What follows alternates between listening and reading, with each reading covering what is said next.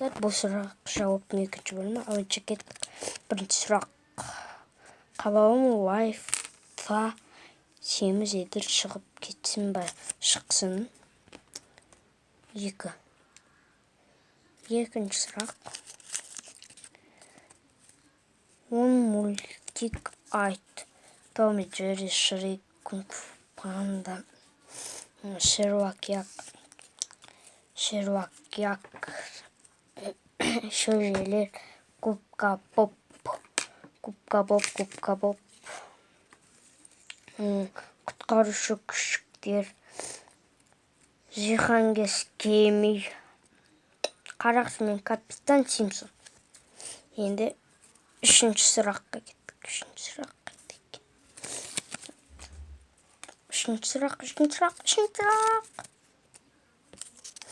Ашайық. Әпшу деген не? Түшкіру. 4. Қызың бар ма? Я, атын айтпеймін. 5. Шректің түсі қандай қызу? 6. сұрақ. Сен кімге ұқсайсың? Мен өзіме ұқсаймын. 7. сұрақ.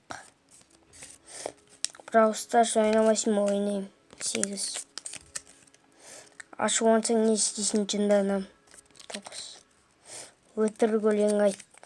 Айттыңда өтірік өлең айуағылдың. Кесіп бетеген найзағылдың. Торғайды 3 қонаққа сойып беріп, жарты етін алып қойып пайдағын. 10. сұрақ. Әңгіме айт. Би бар ғой, Фрэнктің көтінен бір пепті болды. Болса. 11. сұрақ. Сенің көтің сасық қой. Жоқ, сыз дейді ғой. 5 прикол айт. Бауырсақ асып қапты. Бір маған бұтын ашып қойыпты. Мамасы баласына айтты.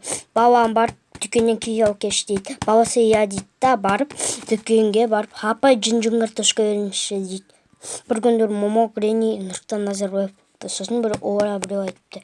Елдеріңе не лақтырасыңдар дейді. Момо пышақ дейді. Гренни қылыш дейді. Нұрсұлтан Назарбаев бомба дейді. Одан кейін Момо кетіп бара жатқанда бір қыз жауап бере екен. Не болды десе, мен күйеуім туалетте отырғанда басына қылыш пышақ түсіп кетті дейді.